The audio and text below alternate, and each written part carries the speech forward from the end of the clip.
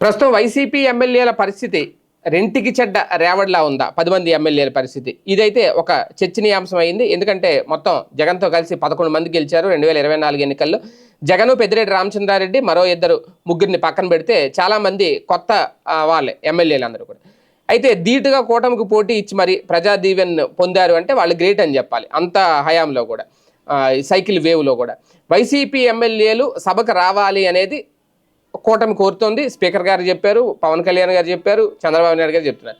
అంతేకాదు వీళ్ళు తమ నియోజకవర్గంలో సమస్యల్ని సభలో ప్రస్తావించాలి అనేది కూటమిని బలంగా 3 పార్టీలతో పొత్తు కట్టి మరీ వచ్చినా లెక్క చేయకుండా జనాలు తమను గెలిపించినందుకు వారి గొంతుగ్గా మారాలి అని అనుకుంటున్నారు. అయితే వైసీపీ ఎమ్మెల్యేల కోరిక మాత్రం గత 15 నెలలుగా తీరట్లేదు.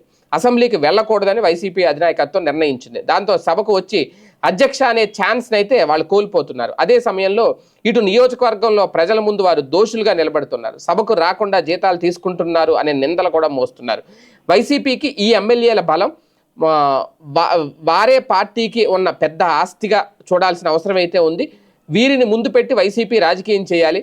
జగన్ అసెంబ్లీకి రాదలుచుకోకపోతే ఆయన తన వరకు ఆగిపోయిన తన ఎమ్మెల్యేలని సభకు పంపించి ప్రజా సమస్యల మీద చర్చ జరిగేలా చూడొచ్చు.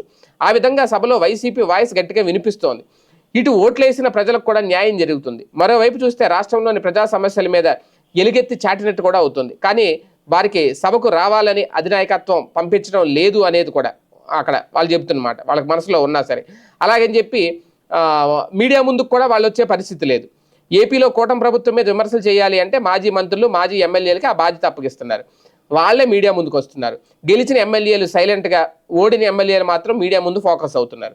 ఈ పార్టీలో కూడా ఒక రకంగా కీలక పదవులు వాళ్ళకి దక్కాయా లేదా అనేది కూడా ఒక రకంగా సందేహమే. వారిని సభకు జనానికి కాకుండా చేస్తున్నారా అనేది చర్చ. అందుకే రెంటికి చెడ్డ రేవడిలా తయారైందా వైఎస్ఆర్సీపీలో ఎమ్మెల్యేల పరిస్థితి అనేది? వైసీపీ ఎమ్మెల్యేలను సభకు పంపిస్తే ప్రభుత్వాన్ని నిలదీస్తారు. అది కాదు అనుకుంటే మీడియా ముందుకు వచ్చి మాట్లాడతారు. ఆ విధంగా పొలిటికల్గా వైసీపీ హైలైట్ కావడానికి ఎంతో ఉపయోగం ఉంటుంది. నిజం చెప్పాలి అంటే కరెక్ట్ స్ట్రాటజీ కూడా అదే అని చెప్తున్నారు. కానీ వైసీపీ తరపున గెలిచిన ఎమ్మెల్యేలను ఏమీ కాకుండా చేశారు అనేది, అంతేకాదు డమ్మీలుగా మిగిల్చేశారు అనే ఒక అపవాదం అయితే ఇప్పుడు వైసీపీ అధినేత మూట కట్టుకోవాల్సి వస్తుంది. మరి వాళ్ళనైనా పంపిస్తారా? ఈయన ఎలాగా వెళ్ళరు, లేదంటే వాళ్ళని ఇంకా అలాగే వదిలేస్తారు. ఇక వైసీపీలో ఈసారి గెలిచిన 10 మంది ఎమ్మెల్యేలు, ఓకే సీనియర్ల సంగతి వదిలేద్దాం. ఇంతకుముందు అసెంబ్లీకి వెళ్ళి అధ్యక్ష అని పిలిచేశారు వాళ్ళని. అసలు అసెంబ్లీలో అడుగుపెట్టిన ఎమ్మెల్యేలు ఇంకా అసెంబ్లీలోకి అడుగు పెట్టాలి అనేది ఒక కలగానే మిగిలిపోద్దా?